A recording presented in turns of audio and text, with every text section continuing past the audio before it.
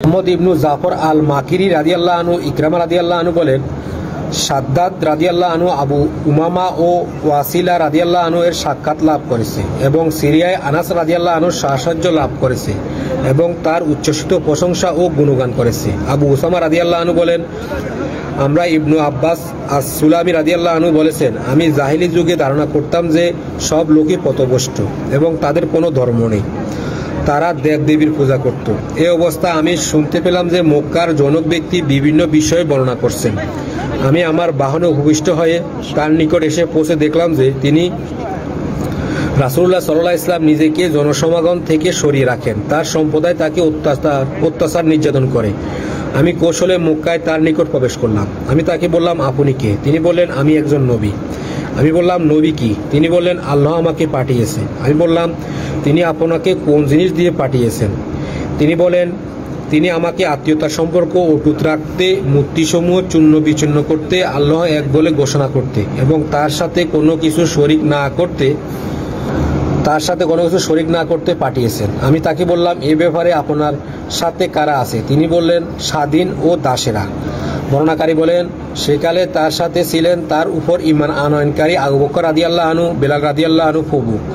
আমি বললাম, আমিও আপনার অনুসারী হতে চাই। তিনি বললেন, বর্তমান পরিস্থিতিতে তুমি তাতে সক্ষম হবে না। তুমি কি আমার অবস্থা এবং ঈমান আনয়নকারীদের অন্যদের অবস্থা দেখছো না? বরং তুমি তোমার পরিবারে ফিরে যাও। যখন তুমি শুনতে পাবে যে আমি বিজয় হয়েছি, তখন আমার নিকট এসো। বর্ণনাকারী বলেন, তাই আমি আমার পরিবারে ফিরে এলাম। রাসূলুল্লাহ সাল্লাল্লাহু আলাইহি ওয়াসাল্লাম মদিনায় আগমন। বর্ণনাকারী বলেন, তাই আমি আমার পরিবারের কাছে ফিরে এলাম। রাসূলুল্লাহ সাল্লাল্লাহু আলাইহি ওয়াসাল্লাম মদিনায় আগমন করলে আমি তখন আমার পরিবারের সাথে ছিলাম। তিনি মদিনায় আসার পর থেকে আমি খবরাখবর নিতে থাকলাম এবং লোকজনের নিকট জিজ্ঞাসা করতে থাকলাম। শেষে আমার নিকট ইয়াসরিবের একদল লোক অর্থাৎ একদল মদিনাবাসী এলে আমি জিজ্ঞেস করলাম যে ব্যক্তি মদিনায় এসেছে তিনি কি করেন? তারা বললেন, লোকজন অতি দ্রুত তার অনুসারী হচ্ছে, অথচ তার জাতি তাকে হত্যা করতে বদ্ধপরিকর, কিন্তু তারা তাতে সক্ষম হয়নি। অতএব আমি মদিনায় এসে তার নিকট প্রবেশ করলাম। আমি বললাম, হে আল্লাহর রাসূল, আপনি কি আমাকে চিনতে পেরেছেন? তিনি বললেন, হ্যাঁ, তুমি তো মক্কায় আমার সাথে সাক্ষাৎ করেছিলে। বর্ণনাকারী বলেন, আমি বললাম, হ্যাঁ। আমি আরো বললাম, হে আল্লাহর নবী, আল্লাহ আপনাকে যা শিখিয়েছে এবং যে সম্পর্কে আমি সম্পূর্ণ অজ্ঞ তা আমাকে শিক্ষা দিন। আমাকে সালাত সম্পর্কে অবহিত করুন। তিনি বললেন, তুমি ফজরের সালাত আদায় করো, অতঃপর সূর্য উদিত হয়ে উপরে না ওঠা পর্যন্ত সালাত থেকে বিরত থাকো, কারণ সূর্য উদিত হওয়ার সময় শয়তানের দুই সিংহের মাঝখান দিয়ে উদিত হয় এবং তখন কাফিরেরা সূর্যকে সেজদা করে। অতঃপর তীরের ছায়া তার সমান না হওয়া পর্যন্ত তুমি সালাত আদায় করো, কারণ এ সালাতে মালাইকা উপস্থিত হন। অতঃপর সালাত থেকে বিরত থাকো, কারণ তখন জাহান্নামকে উত্তপ্ত করা হয়। অতঃপর সূর্য যখন ডলে যায় তখন থেকে সালাত আদায় করো এবং আসরের সালাত আদায় করা পর্যন্ত মালাইকাগণ ফেরেশতামণ্ডলী উপস্থিত থাকেন। অতঃপর সূর্য অস্তমিত হওয়া পর্যন্ত সালাত থেকে বিরত থাকো, কারণ তা শয়তানের দুই সিংহের মাঝখান দিয়ে অস্ত যায় এবং তখন কাফিরেরা সূর্যকে সেজদা করে। বর্ণনাকারী বলেন, আমি বললাম, হে আল্লাহর নবী, উযু সম্পর্কে আমাকে বলুন।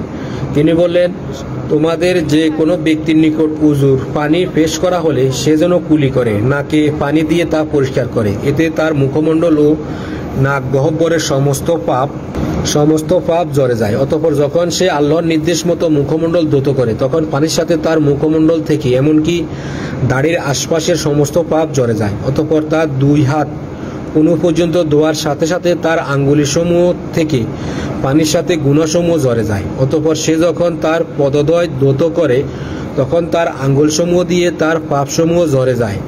অতঃপর সে যদি দাঁড়িয়ে সালাত আদায় করে, আল্লাহর প্রশংসা ও গুণগান করে, তার যথাযোগ্য মর্যাদা বর্ণনা করে এবং আল্লাহর জন্য নিজের অন্তরকে পৃথক করে নেয়, তাহলে সে তার জন্মদিনের মতো গুনাহমুক্ত হয়ে যায়।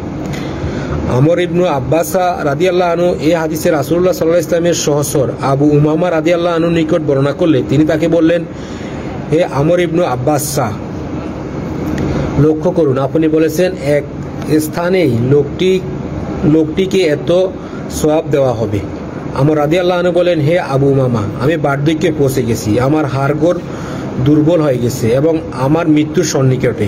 এই অবস্থায় আল্লাহ ও রাসূল সাল্লাল্লাহু আলাইহি ওয়াসাল্লামের প্রতি মিথ্যারোপ আমার কি ফায়দা? আমি যদি রাসূলুল্লাহ সাল্লাল্লাহু আলাইহি ওয়াসাল্লামের নিকট এই হাদিস একবার, দুবার, তিনবার, এমনকি 7 বার গুনতাম, তাহলে কখনো তা বর্ণনা করতাম না, কিন্তু এর অধিক সংখ্যক বার তার নিকট শুনেছি।